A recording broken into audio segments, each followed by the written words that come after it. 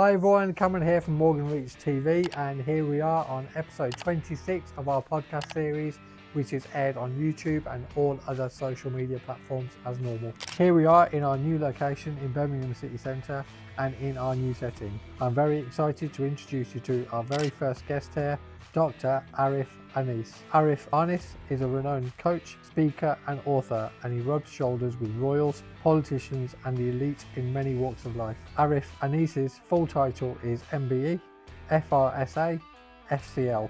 He's a British motivational speaker, professional coach and best-selling author of books like I'm Possible, Sales Pop and Made in Crisis. Arif Anis tops 100 influential people's list and was awarded an MBE by Prince William in June 2023, recognised for all his work and services during COVID-19, where he founded the 1 Million Meals campaign. This initiative also earned him a Point of Light award from the then Prime Minister Boris Johnson in 2021. Arif Anis is the global CEO of The Summit Qatar, and as an author, he is a Wall Street Journal and USA Today best-selling author. Other awards and honours include Brain of the Year by the Brain Trust in 2020 and Global Man of the Year by Global Man magazine in 2019. His professional background is as a coach. He's worked with corporate leaders, heads of state, celebrities, and he's also the CEO of HumanX and Global Clout. Education-wise, he has received executive education from institutes like the Lahore University of Management, Imperial College London, Oxford University and Harvard University. So quite the list and major achievements in his life, and he's impacted literally millions of people with his work and with his businesses. So let's waste no more time and let's get Arif in the hot seat and let's get on with this episode.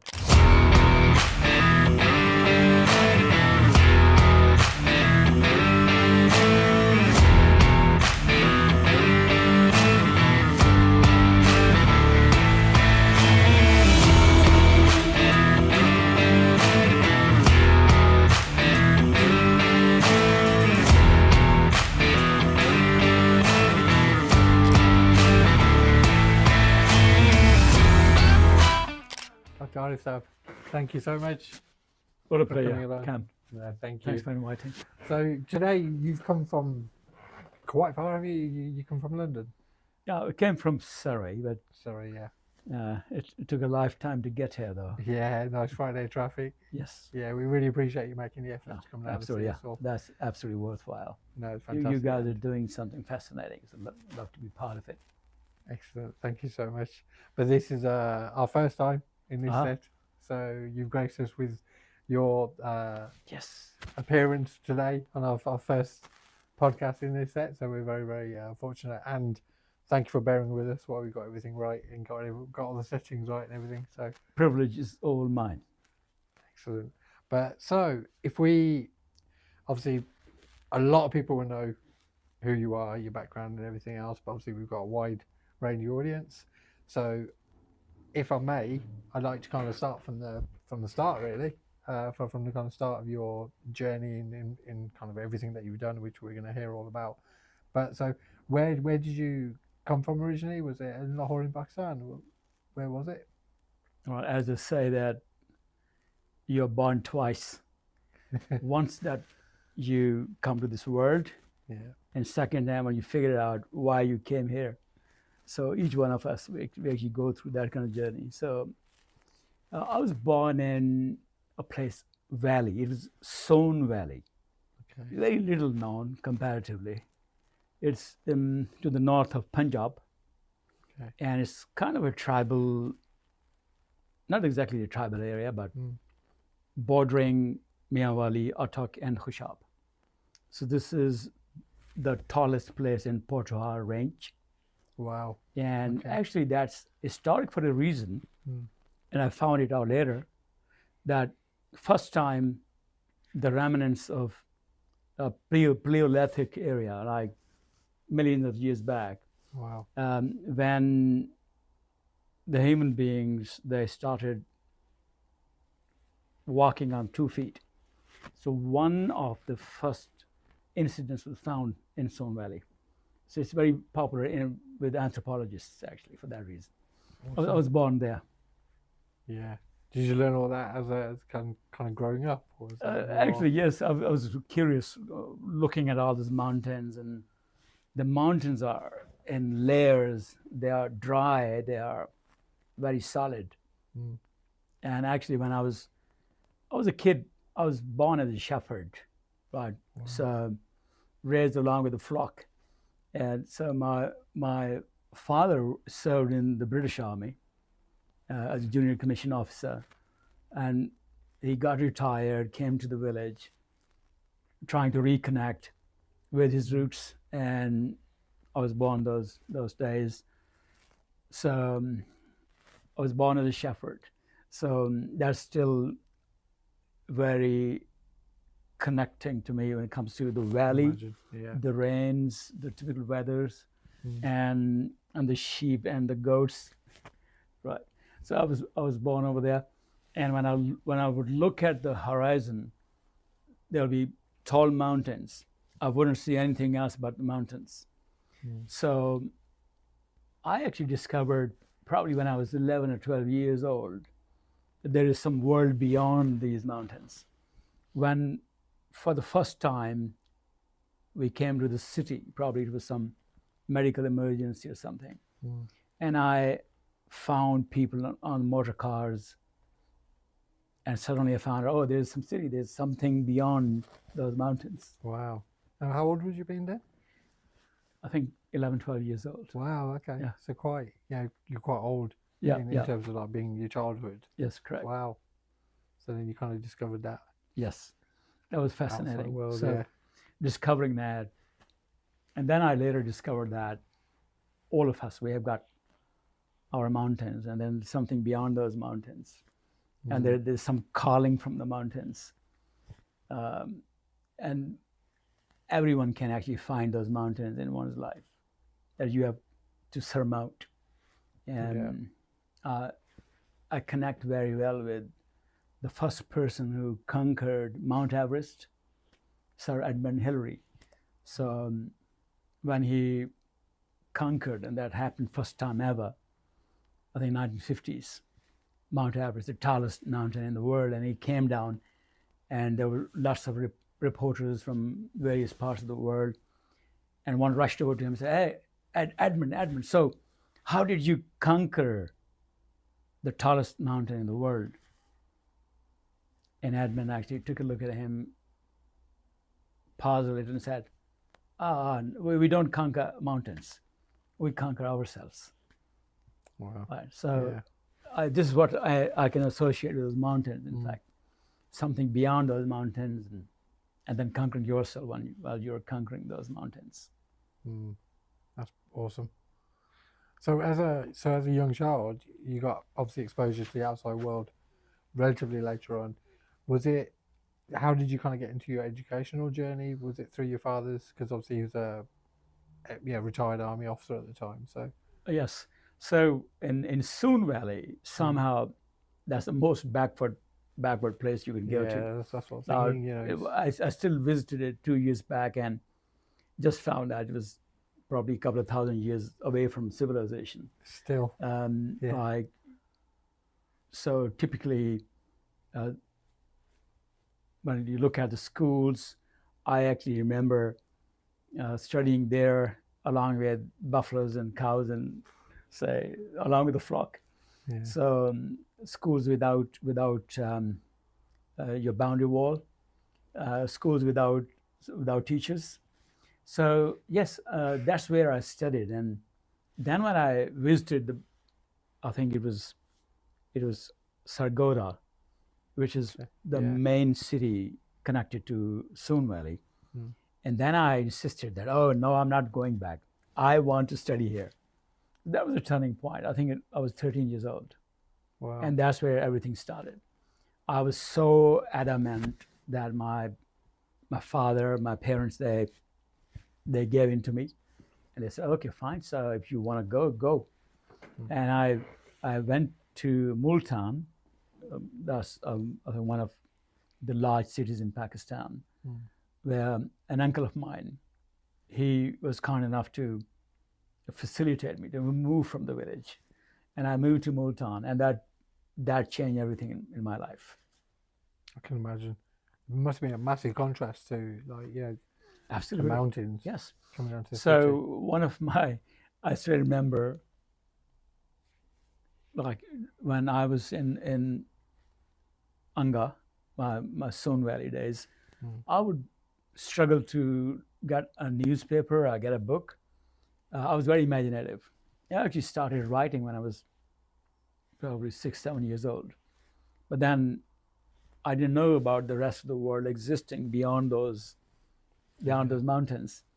So the moment I landed in the city, where I could get books, I could study, I could read, it was life transforming experience.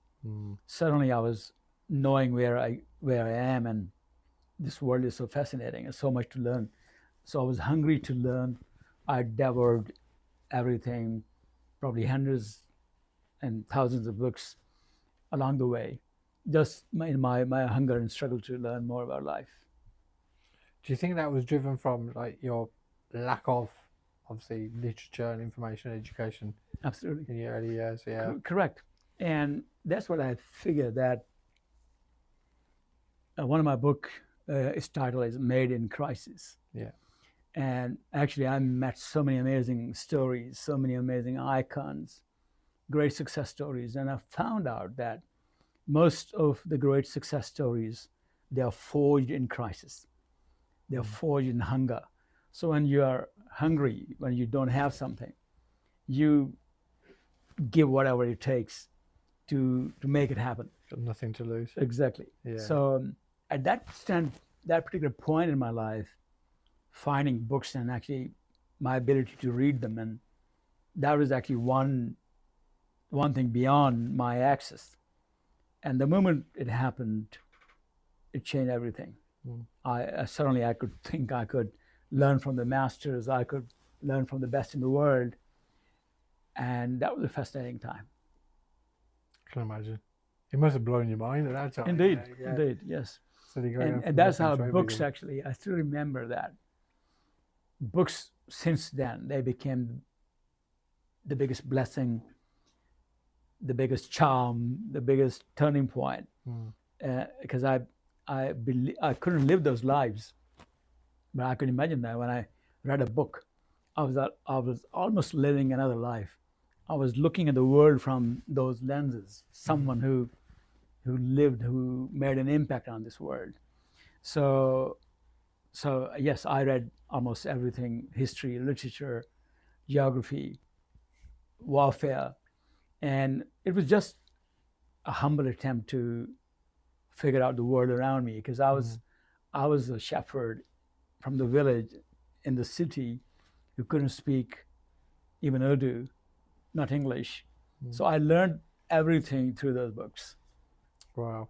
And so from that journey, so you went through kind of school, college within. Yes, yeah, correct. So Sargodha. in Multan, Yeah. yes, suddenly we had the university, the college, and much bigger facilities. So I was lucky enough to get there, to the top schools, the universities.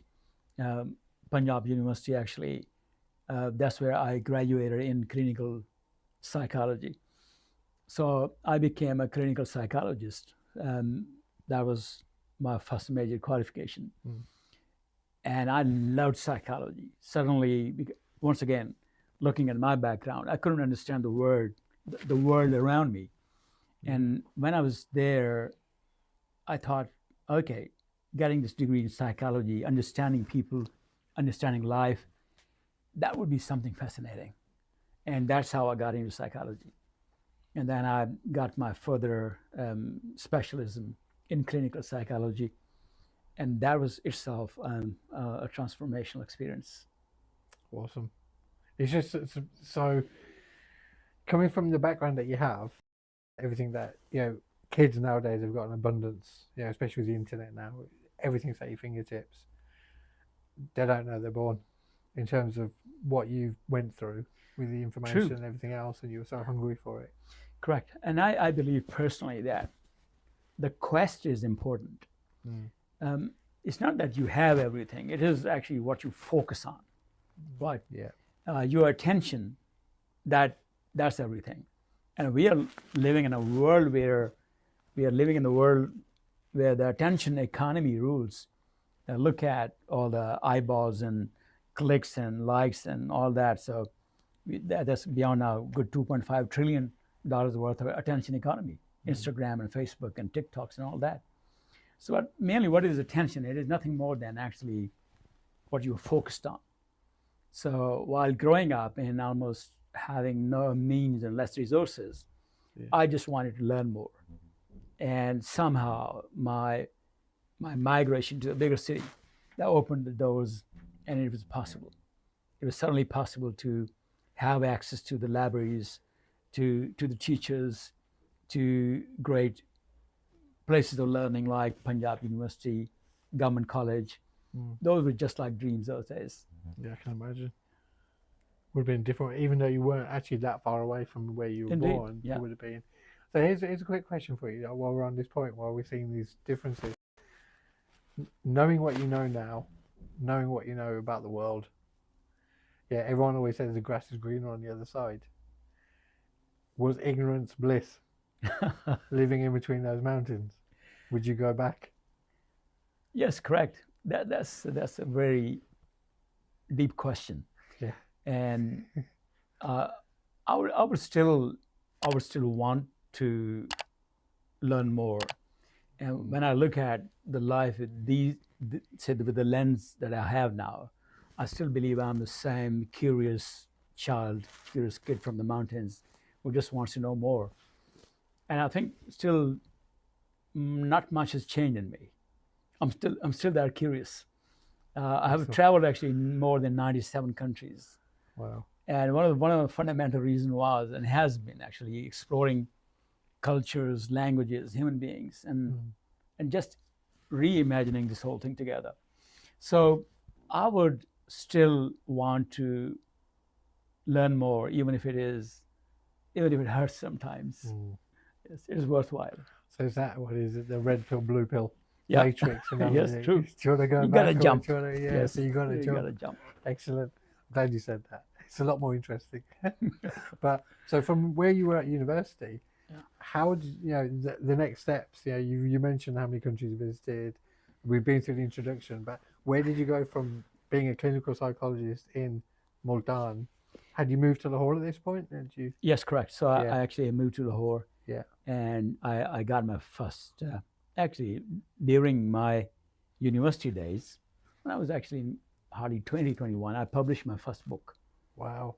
Right. So, because I was so much in love with books. Yeah, I was going to say. You had to do it. Exactly. So, for me, it was connecting with the world and discovering it, and that's the time when as a friend of mine, Kaiser, he became a partner. We actually published many books together, and the first book was Tick, Tick, Dollar. So it was on time management, very interesting concept. Yeah. So time is money, tick, tick, dollar. And that happened when I was in the university. But then there was a time, as you would come across several amazing stories, and mine is not that amazing, it's just probably a common story, but you think about something, and whether you call it the law of attraction, manifestation, or whatever. So I'm here from the Shepherd. I'm here in Lahore. Exactly. Lahore is definitely a metropolis. It's a big one, and compared to Multan even. And I'm experiencing life, and I'm just thinking. And then I go through some crazy thoughts, because for me, coming out from those mountains, landing in Multan or Lahore, it was a phenomenal experience. Once again, the kid from the mountains, just looking at life, amazed, curious. So I still recollect, I used to have a couple of wild dreams those days. Okay, the first wild dream was, I would serve in the military, because that always appealed me. Yeah. And the uniform and the father. Yeah. This Son Valley is among the regions which are known as the martial race regions.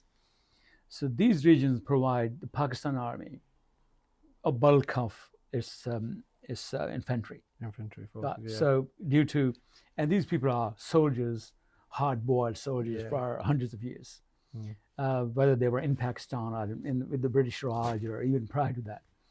So that particular romance was still there. Then when I was growing up, being a CSP, which is the civil servant of Pakistan, or civil service of Pakistan, that was something really heavy. So if you are an assistant commissioner, deputy commissioner, police chief, so for the kid from the mountains, it was something really awesome. High status. Yes, high status. Yeah. So one of that amazing thing, I would love to be a civil servant in Pakistan. And those days, actually, in my college days, President Clinton became the first ever, he became the first term president of the United States. Yeah. And I used to look him in Time, Newsweek, and magazines. Another crazy dream was, one day I'm going to have dinner with the American president, right? And those days, I'm just talking about those typical days when I was in 20s, and you're talking about mid to late 90s, growing up into the university. And that particular time, we had this Miss Universe from India, and she became popular. Another one was, yes, I'm going to have dinner with Miss Priyanka Chopra, probably. Yeah, it's Miss World or Miss Universe. And yes, another crazy dream, part of the same. It was, I would love to visit Prince William. So why? Because Prince William was born those days, and certainly he was everywhere, Diana and everyone. So before she passed away. And another crazy dream was, I'm going to meet Prince William in Windsor Castle, right? And then all these dreams, and I'm in Pakistan with no idea to actually even move abroad and travel or whatever. Then everything actually coming true in the next 20 years. Wow. I actually hosted President Clinton here in 2012, partnered up with a friend, Black Pearl. We had an event, 7,000 CEOs from 50, 60 countries of the world, met Priyanka Chopra many times, became actually wore uniform as a captain, Pakistan Army, became a deputy commissioner in the civil services of Pakistan. And then what else? And Prince William's, just met him 2 years back in Windsor Castle. So be careful what you think of sometimes. That can happen. Yeah. Absolutely amazing. But where is it? How did it happen? So you're in Lahore right now. Yes, I'm in Lahore. And in summary format. Yes, correct. I'm in Lahore, and I joined the civil services. Yeah. And I'm just definitely living the dream. You joined the civil services. I joined the civil services in the Federal Board of Revenue, and all of that. Life is fascinating. I got married those days. And actually, that's another story, actually. Just kind of something which is quite similar to the Slumdog Millionaire. Because I actually won a quiz show to finance my marriage. Wow. Okay. That was won $1 million rupees, and I actually had no money, and I fell in love and wanted to marry, and I didn't have the means, and I won this quiz show, and on TV, was it? On TV, yeah, exactly. And that's another fascinating story. So I'm married, settling down in a manner that I got the job, an important job, and I'm enjoying it. But something within me, it kept on, the curious kid, it kept on kicking inside. Sorry, on your quiz show, was that a skill quiz show, like questions, general knowledge questions? Those were the general knowledge questions, just so like who wants to be a millionaire kind of thing. So all your reading came into effect. Oh yes, true. exactly. Yeah. So as Okay. I was just preparing for that, actually. Yeah, yeah. It just worked out. Yeah. Awesome. So I was having that, not even pre-midlife crisis. So But at I, this point, you're only in your mid-20s, late 20s, yeah, isn't it? late 20s, yes. Late. And I said, okay, Midlife fine. crisis. Yeah, true. Yeah. So I'm having this job and everything is good, Yeah. but it's not really fulfilling. It's not really what I wanted. It's not really something that can make me restless and sleepless, Okay. because that's a job. That's a government job in which you go and you have the the bureaucracy and the civil services and Yeah. the red tape and all that. And I was thinking, okay, fine, I should do something. I should learn something. And what really sets me on fire is the quest to learn. And then I actually had a book of mine, a diary of mine, in which there were people listed. I'm going to meet this person and that person and Dalai Lama and Tony Robbins and Tony Buzan and Jack Canfield, because all these people, they were just like demigods. Like Yeah. they were published. They were amazing. They were thing out of the world, and they were fascinating. So then I thought, okay, I must leave Pakistan and fly out of the world wherever they are and learn from them. So I left the country, the job, Yeah. and started seeking all of that. I came here in the UK roughly 10, 12 years back, and went to some colleges, universities, got some executive education from Imperial College, Oxford, Harvard. The same quest. I just wanted to go to You the say best. that very, very, like, that was easy. But that's a remarkable That was achievement in itself. yeah, but that was just part of the same quest. Yeah. Just wanted to learn how did they do it? How did they do it at Oxford or Cambridge or Harvard? Yeah. So the same quest continued. And during this whole thing, as I told you, that I was a clinical psychologist. So that particular knowledge started shaping into books. I published many books, not more than 14 books.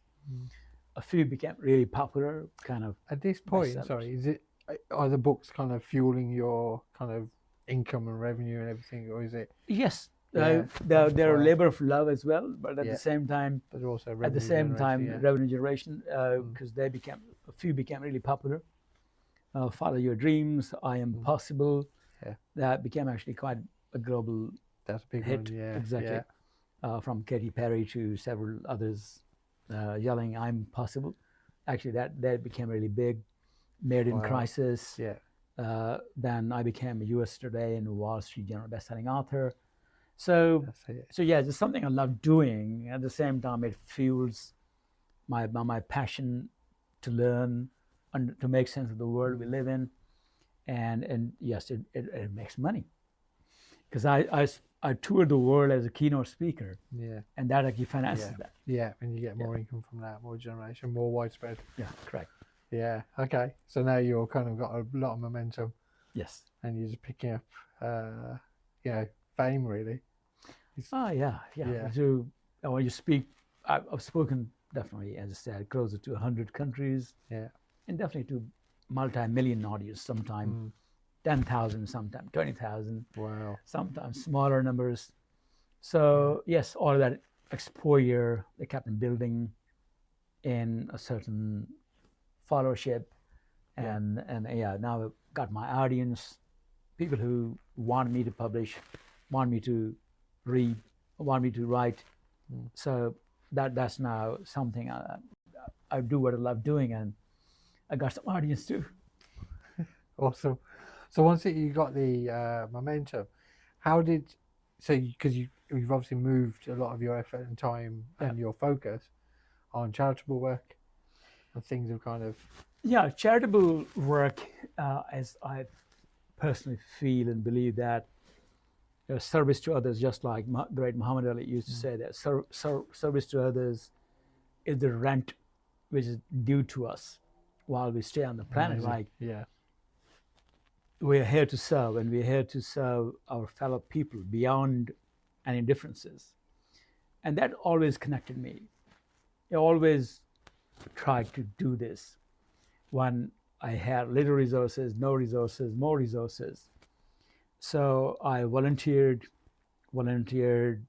in Pakistan, or in multiple countries where I went, in the UK, from the same mission, and that is to serve. I think the extent I understood life is that it's all about building bridges, holding hands, and opening doors, making this worthwhile. So, in terms of you mentioned the list, your kind of bucket list, you could call it, of people you wanted to meet. Sure. So, at that point, when you moved to the UK and you're progressing through all your kind of targets and you're doing charity work, how was all the things? Did you meet Tony Robbins? Did you meet the Dalai Lama? How far have you got up the list? Yes, somehow, most of that happened. I shared a stage with President Trump, Dalai Lama, Tony Robbins. Yeah, we did, I think, a couple of things together. Wow. Tony Buzan, who's the inventor of mind mapping. We actually became very good friends, kind of a fatherly figure to me. We traveled more than 20 countries together. Wow. Spoke at global stages. This was the speaking engagements. Yeah, true. Wow. Yeah, but then lucky enough to share stage with almost all big names: Brian Tracy, Jack Canfield, Robin Sharma. Almost the whole list. Actually, somehow, once again, it's crazy, but that whatever diary I had, if not probably apart from Stephen Covey, who passed away before actually I stepped into or onto the global stages, and managed to do this with almost everyone. Yeah, amazing. That came true. Yeah, wow. So we'll get into that in a little while.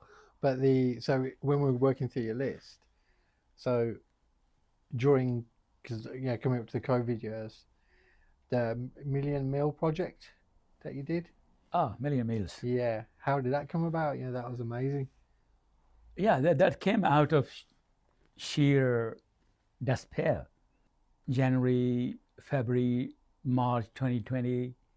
Yeah. And like most of us, I thought, okay, fine, it seems this is the end. We all are gonna die in the next couple of months or weeks. Oh God, yeah. And you can imagine, actually, you can connect with those times, scary stories flickering all over the place, TV, internet, radio. And I was actually, I think it was COVID, early March, prior to the first lockdown. Yeah. I think it was probably after the 20th of March, the first lockdown. About 20th, wasn't it? Yeah, the first one. Yeah. Correct. So I became ill, and I personally feel that it was COVID. Though that time there was no way to even diagnose it properly. Yeah. So midnight, 2:30, 3 a.m., I was having some breathing difficulties. My wife called the services, and they arrived. And what I've heard from them, they said, "Oh, this is our 36 hours long shift." And that time they didn't have the PPE, the equipment. Yeah. They didn't have it. They ran out. And they were just complaining of the very, very long durations and the calls and the pile up. And that was my personal experience. So I was recovering those days, felt better. And then we had the initial lockdown, and I looked at a mirror story probably, in which a nurse is looking at the empty aisles in a supermarket. Because everyone else is panic bought. Exactly. Yeah, so there was empty the shelves. There was those turbo shopping, and people were hoarding. The world is going to end, and let's get whatever we can. Making toilet roll towels. Yeah, exactly. All of that stuff. So, and she was actually having tears in her eyes because she just got the break and she couldn't get the food, and the supermarkets were empty. And that left a certain impact on me. So when the Prime Minister Boris Johnson, he announced the first lockdown, and everything froze, knowing that even hospital canteens and pubs and canteens, everything got shut down. So the doctors who were actually on the doctors, paramedics, key services, who were the first line of defense, they didn't have the warm food available. And that was ridiculous because you're talking about the NHS. And NHS is having its budget in tens of billions of pounds. NHS budget is way bigger than roughly 50, 60 countries of the world. It's that heavy. Yeah. But suddenly that mighty NHS that just got crippled due to this crisis response. And the doctors and paramedics, they were serving 24 hours, 48 hours, 72 hours, and then going without any warm food because everything, the whole supply line just got crippled. So I was looking at that, and then there's a friend of mine, Suleiman, he's a foodpreneur, and another friend, Bilal. So we three met, and we were actually meeting. I still remember we curated a document, a very interesting one. And there were a few concepts behind it. One, most of the first world countries, they believe that Pakistanis or the third world, say developing countries, people, they come here mainly to juice it out. Yeah. And Benefits. And they benefits, and they don't contribute much. So we thought, okay, if the mighty NHS is on its knees, what can we do? Instead of getting, how can we contribute? And then we thought of food, because knowing that that's a crisis, knowing that everything is shut down, and these people don't have access to energy and warm food, and that's important to keep them going. So being a foodpreneur in that particular meeting, and then Bilal, who was Forbes 30 under 30, a techie, and I, who's mainly more strategy and all that. So that was actually the 1st April. It was the 1st April Fool Day, right? And we thought, well, let's do something which is fascinating and probably stupid, right? Yeah. And we came up with this. The underlying idea is, we don't know the world is going to end in the next couple of weeks and months. We don't know all of us would die within that particular time. So let's do whatever we can. Nothing to lose, eh? Nothing to lose. Yeah. And what we are going to do that we are going to provide warm food to doctors, nurses, paramedics, key service people who don't have any supply chain at the moment. So we collected the donations among ourselves, and we launched this whole thing within 24 hours. This name I came up because, being a writer and all that, and they say, hey, you're good at that, so think of something. As well. Think of something. And I came up with this 1 million meals. And why 1 million meals? Honestly, that particular time, if someone would ask us, would say, okay, we could feed probably 500 or 1,000 or 2,000. I wouldn't think beyond that, because we didn't know even how to source everything, how to cook. Big task. There were those restrictions and everything. So how to do that? And I said to Suleiman and Bilal that, all right, let's think big. Instead of serving 1,000 or 5,000 or 10,000, let's serve 1 million meals. And let's appeal people and their definitely compassion muscle. And let's serve 1 million meals to these hungry doctors, paramedics, key persons. And that's how the name was born. Awesome. How was that delivered then? Because you need significant resources for that. Yeah, so that's where I personally believe, and when you do something which is fascinating, which is totally non-selfish, totally driven for the greater cause, things happen. Yeah. Right. So would you believe what happened? Within 48 hours, within 72 hours of the launch of the campaign, only 3 of us thinking about it, the name is out, registering the name, And within 72 hours, the first person who actually threw his hat in the ring and said, yes, I'm going to support 1 million meals. Who was the person? David Beckham. Wow. Okay. Yeah. So, strange Now ways it the makes universe sense. Yeah. works. Yeah. The next day, there are more than 280 global media outlets in over 100 countries of the world, Latin, French, English, Arabic, broadcasting about 1 million meals, thanks to David Beckham. But this is definitely the God Almighty who probably looked at this whole drive and just made it happen. Yeah. So then, yes, then it became a global story. Then we got so many celebrities and MPs and ministers and like just boxing champion Amir Khan and Hollywood stars and several people actually who became part of it. Yeah. And that became big. Yeah. And that made it happen. Like those donations started pouring in, and we were not collecting any monies. We were just connecting donors with the suppliers. Yeah. And within 4 or 5 days' time, we created, due to the tech knowledge, we created the whole supply chain in a manner that any hospital in Northern Ireland or in Scotland or in Wales and England would call us or send us an SOS. We need 500 or 200 or 300 meals.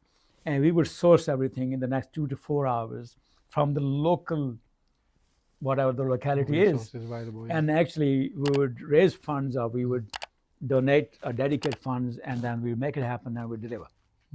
And all of this was just happening on the go. Volunteers, everyone is a volunteer, including us. Yeah. We got volunteers from several communities, several nationalities, several ethnicities. And I think that was one of the most fascinating things, making it happen, becoming part of it, and actually feeding those people who laid their lives on the line for all of us. And that's amazing. how 1 million meals actually became a story. And did you actually cross national boundaries? Did it go abroad as well, or was it all within the UK? The UK, actually, we got demand even from Spain and several other countries. But definitely we couldn't do that. Yeah, resources. Yes, but then, from the UK, all parts of the UK, I think we reached out to more than 203 hospitals and trusts and locations. Wow. That was beyond any plan. Like, all of that happened. And none of us died. Awesome. This is good. which is even better. Yeah. And then, so that's how you got, so then after that, so obviously COVID's calmed down, thankfully, and Yes, we had the second wave, but then definitely the second wave didn't have that kind of urgency. As impacts and urgency, Indeed. yeah. So, but that became a big story. I still remember receiving letter from the Her Majesty, the Queen, Prince of Wales that time, and then Prince William and Kate, Prime Minister Boris Johnson, and from many, many people.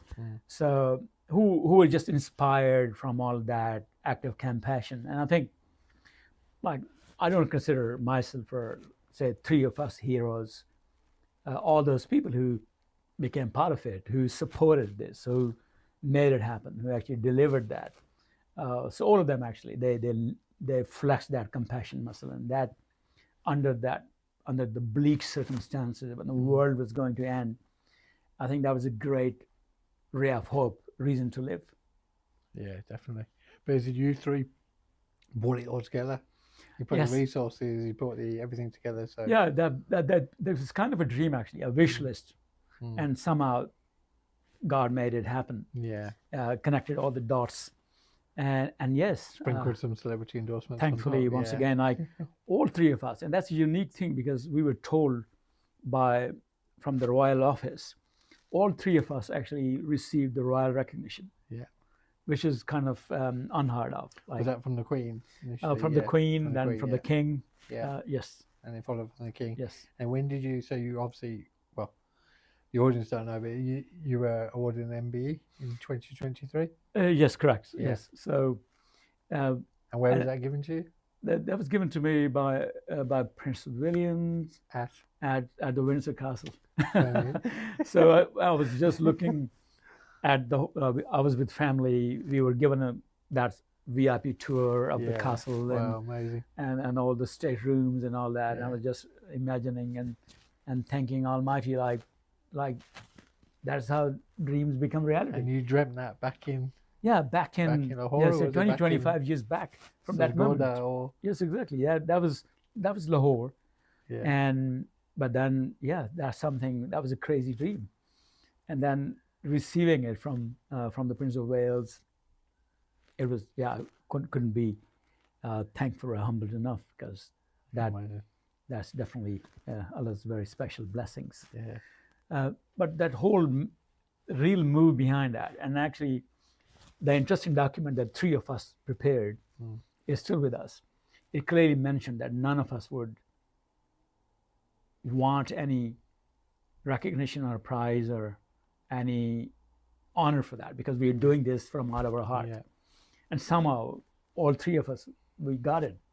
And probably once again, you deserve it. Yes, the power of conviction and intention, in fact. Yeah. So, but what we really appreciate, it is bringing people together, bringing communities together, and knowing, because in those times, everyone who was part of it, who was delivering, who was leaving home, who was contributing, didn't know what's next. Exactly. And then doing under those circumstances, that was the sheer power of human compassion and giving, and that I think is a great memory. And I think it's a humbling moment that we, 2 or 3 people with marginal resources, we just could thank NHS for its great decades of service, and then what all those doctors and all those great paramedics did for us. And many actually died on the way while doing their duty. Yeah, of course. That's remarkable. So after that, you met Prince William. Yes. And you also got to meet Mr. Bojo. Oh yes, exactly. Yes, yes. Invited to 10 Downing. We received the Points of Light Award. Points of Light Award, yeah. And that was a fascinating moment again. Yeah. So you actually went to Downing Street and received that. Yes, correct. Yes, I've been there a couple of times, and definitely a great experience. Awesome. So after that, you've carried on doing a lot of charity work. You know, we've come to make connections with Morgan Reach and with the firm. Indeed. Through your charity and through the kind of business talks and things. Indeed. So what have you done since then? Have you carried on along that? Yes. So giving is an essential part of my life. Yeah. And that's what actually I teach, I coach, I speak about it. Like there was a campaign, 1 billion minutes. We just wanted people to commit hours, minutes actually, because one of the fundamental things I figured out is that giving money is good, but then giving your time is even better. When you do it yourself, and you do it yourself with your family, that is the next level of actually compassion. Because giving money is probably, that's great, it definitely helps, it makes so many things work. But giving your time and giving your attention to the world, the kind of broken, fractured world we have. So a lot of misery around us. That's important. That's crucial. And that's a fundamental part of my ethos, what I believe in. So yes, finding Morgan Reach actually through that connection was great, because we were attending a charity dinner. Yeah.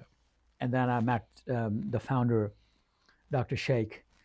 And it was incredible actually discussing about this, and then finding his passion about serving others. That actually was a highlight. I seldom meet many people who are that driven to help others, and they mean well, and they're really, and there's something stimulating about like that somehow drives them throughout their lives. And that's what I found when I found out about Morgan Reach. I personally feel that if money grows on trees, then definitely we need Morgan Reach and people, professionals like them who can actually enable us to take care of that money when it falls off the trees. Right? Stop losing it when it falls off the Exactly. tree. Yeah. Exactly. So yes, so that became the reason when we got engaged. We met for the first time, and I'm actually a volunteer for Akuvit, Yeah. which is a great charity, and I do this with many charities, from the British Asian Trust to the Prince's Trust. Many charities doing great work. Akuvit, which means the brotherhood in Pakistan, that is something very close to my heart for one reason, because that doesn't give dole, doesn't give money to other people just so that they can pass that tough moment, that one day. Yeah. But that actually teaches them to get on their feet and do it themselves. So from $100 beginning in 2001 to now, and over $1 billion have been donated to more than 6.5 million recipients, and their lives definitely changed for better. I think that's a great cause. So Akuvit is a charity. I volunteer myself. My family volunteers for that. And yeah, that's when I joined hand with Morgan Reach, who actually hosted a dinner here when the Akuvit's founder joined in, and he inspired us with his vision and the whole reason and the ethos. So charity, as you said, that's my way to connect and serve, and once again connect to the very reason of why do we exist. And I think this entire concept that the world of haves and have-nots, if they can shake hands, this world could be a much better place. 100%. I wish they would. I wish, Inshallah. Inshallah. And every step that you're taking, everything that you're doing is obviously one step, inshallah, closer to that. True. So, no, it's remarkable. So now, the charity, there's a dinner coming up, because obviously at the moment, the problems exactly. Never finish. Yeah, unfortunately, we have floods again in Pakistan, and the founder of Akuvit will be here on Friday, the 26th of September, visiting Birmingham. We're going to have our second fundraiser. So he's going to. Akuvit is heavily involved in the rehabilitation of the flood-hit people. I was so glad knowing that they built more than 10,000 homes. They rebuilt actually from the damaged areas just 2 years back. It's unfortunate that once again we are in a similar crisis. But then yes, we need to flex that muscle of compassion and keep on giving and keep on building once again. Because those people who lost everything, they need our hand, our conviction, our brotherhood to stand back again on their feet and live their lives with dignity. 100%. Because it's just a shock. Absolutely. Yeah, the same. Not obviously all the same regions, but a lot of the regions have been hit once again. Very unfortunate. It just seems so unfair, to the people that are affected. Correct. Just getting back on their feet. 2 years Indeed. It's gone very fast. Very fast. It's happened again. So we are obviously supporting the dinner with the charity, and we are going to be inviting as many people as we can. We're going to be opening up to the community. We need everyone's support. We need everyone to be there. Absolutely. So it'll be absolutely fantastic. So the 26th of September, we'll be looking to have the dinner. Where is it? It's in Edgbaston. Yes, Edgbaston Cricket Stadium. Cricket Stadium, And really grateful to Morgan Reach. And other friends in Birmingham who are supporting this. We definitely need people who can commit their time, their intentions, and look after those who are probably facing the biggest crisis of their lifetime. Yeah, definitely. So Friday is an opportunity to reach out and show brotherhood. And to do your part, isn't it, for all of us? Yeah. Indeed. So if you do want to join us for that dinner, you're more than welcome. We'll put the details within this podcast release. you can come. Please do come along to dinner. Please do support us. If you can't even make the dinner, we'll put the links on there so you can donate as much as you can. We really appreciate your support, and so would obviously the charity workers, everyone that's doing the work out there in Pakistan to help all the flood victims. So going back to, so where are you at now? So all your books and everything that you've written. How many books have you written and published? Do you keep a tally anymore? Yeah, I think so. Yes, Yeah. I can manage it yet. So 15th one was just out. 15. Yeah, wow. 2 months back. It's actually an anthology published by Emerald Publications, one of the top research and academic publishers in the world. Yeah. That's on. Okay, the shadow. Okay. The shadow is actually a symbol for misinformation and dark side of human psychology. Okay. Wow. So how social media is being abused by governments, the corporate, and the powerful people to spread disinformation. Because 25 years back, when internet was unleashed, one of the fundamental concepts was the world would be a much better place because everyone would have access to information. All information. Truth. Yeah. Truth. And yes, exactly. Yeah. And suddenly we found out now that probably this is the time when the fake news and disinformation couldn't be that popular ever in the history of the world.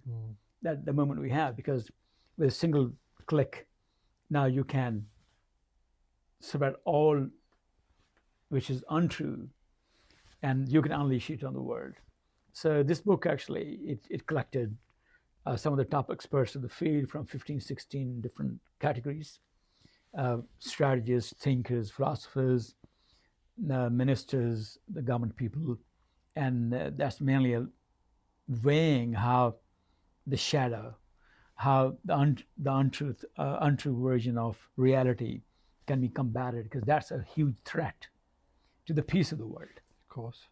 So that was the latest one. And the next one would be, sometime early next year.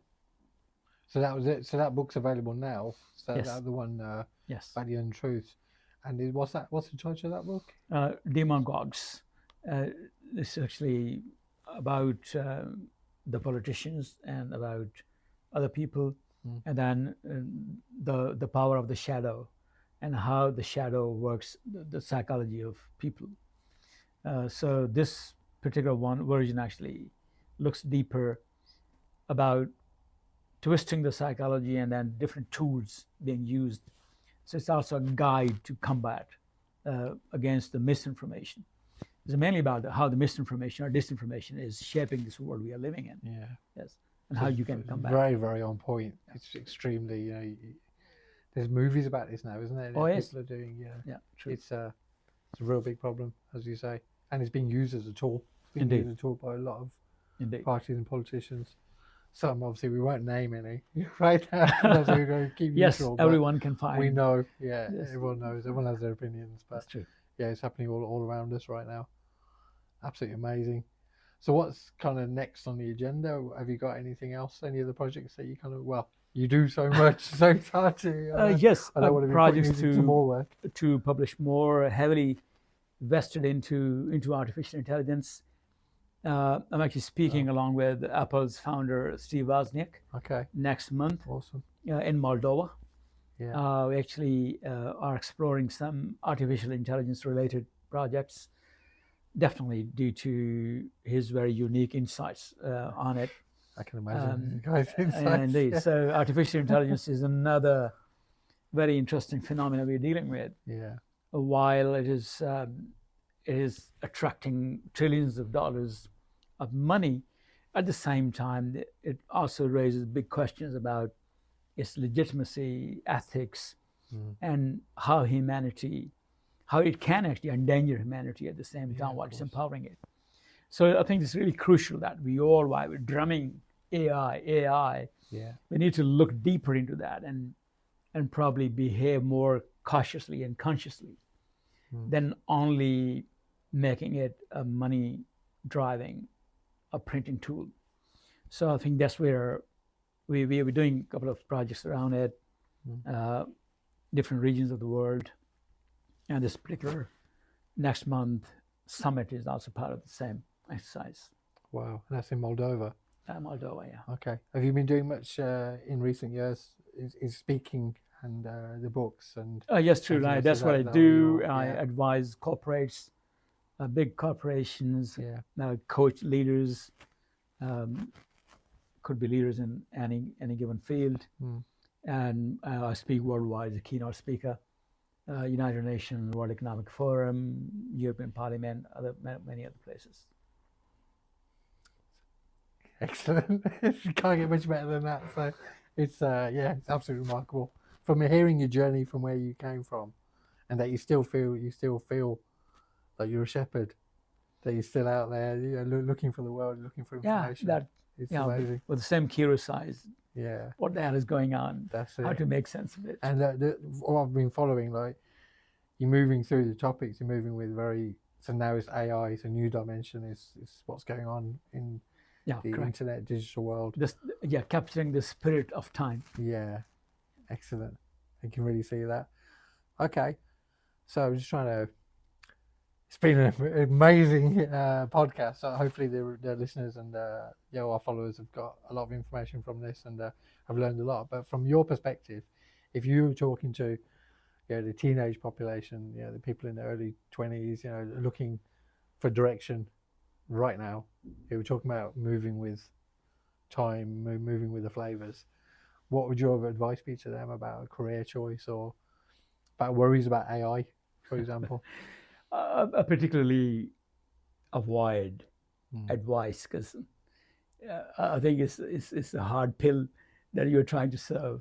Yeah. I think the best thing about life is that we all discover that this unknown is unknown territory, uncharted territory. We don't know what's going to happen tomorrow, and that's the best part of it. So it brings every day a new surprise.